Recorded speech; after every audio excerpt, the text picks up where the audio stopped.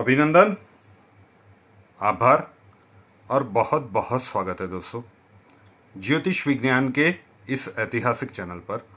और मैं हूं आप सबका एस्ट्रो दोस्त रूपेन आर शाह।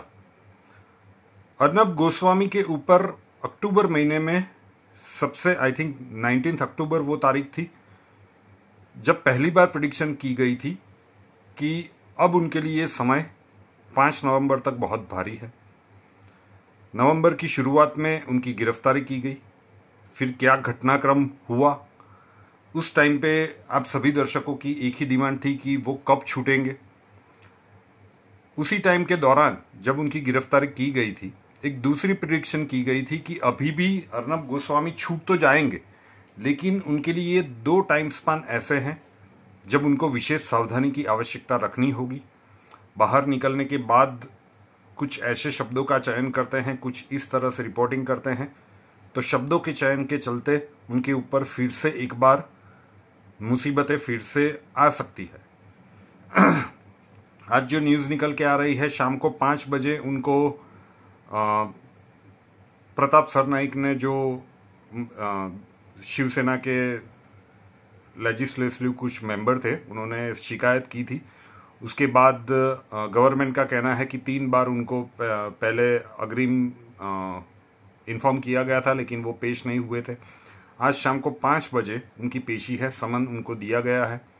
मुसीबतें उनके लिए बढ़ने वाली है। पहले देख लेते हैं कि उस प्रेडिक्शन में एग्जैक्टली क्या कहा गया था। नवंबर 2008 की ये प्रेडिक्शन है। अगर मैं आपको दिखा पाऊं लाइव, नवंबर 2008। क्या मामला खत्म हो जाएगा? नहीं, मैं आज से फिर वही प्रेडिक्शन दोहरा रहा हूं कि अभी भी 2 टाइम स्पान ऐसे हैं जहां पे अर्नब गोस्वामी को बहुत ही ज्यादा संभल के रहना होगा।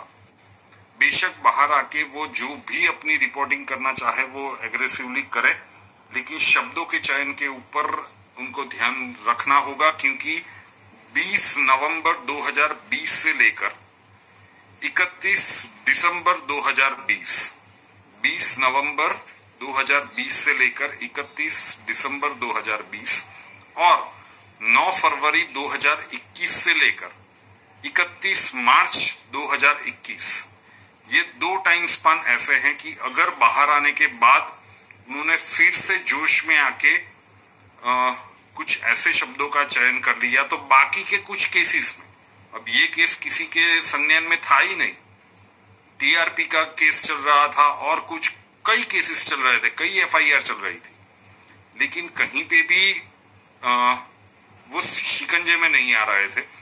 1.5-2 साल पुराना केस, वहां पे क्या हो रहा है वो माननीय कोर्ट डिसाइड करेगा, सत्य सामने आएगा।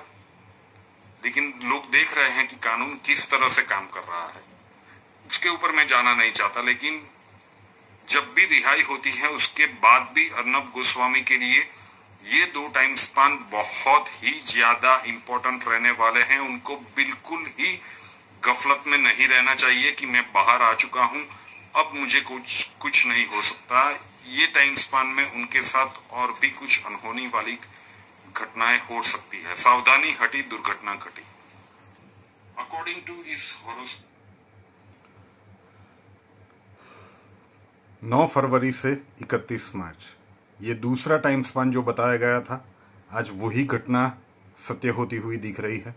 और जो लोग कानून के थोड़े से जानकार हैं उनको अंदाजा होगा, खुद अर्नब गोस्वामी को भी अंदाजा होगा कि जब समन दे के बुलाया गया है तो इसके परिणाम कितने गंभीर हो सकते हैं। अब आज शाम को पेश होंगे, पेश होते या नहीं या और कुछ, लेकिन अभी ये टाइम स्पान उनके लिए भारी है।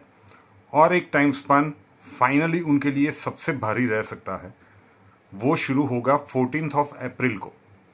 14 अप्रैल 2021 से लेकर 25 सितंबर 2021, 14 अप्रैल 2021 से लेकर 25 सितंबर 2021 तक का कार्यकाल, ये जो टाइम स्पान होगा वो अर्नब गोस्वामी के लिए सबसे कठिन रहने की ओर निर्देश कर रहा है। तो अगर इससे बच जाते हैं तो फाइनली एक और टाइम स्पान होगा जहां पे उनको बहुत ही संभल के चलना है।